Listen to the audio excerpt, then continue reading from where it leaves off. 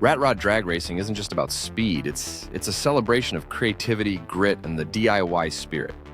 Photographing these adrenaline-fueled events means capturing more than just fast cars. It's about telling the story of ingenuity on wheels. Start by scouting the track for dynamic angles. Low shots along the drag strip emphasize speed and highlight the raw, patched-together beauty of each rat rod.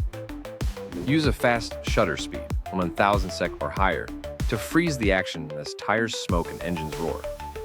For a sense of motion, try panning with a slower shutter, following the car as it blurs the background but keeps the subject sharp. Don't neglect the pits. Close-ups of welds, mismatched parts, and drivers' hands reveal the heart of DIY craftsmanship.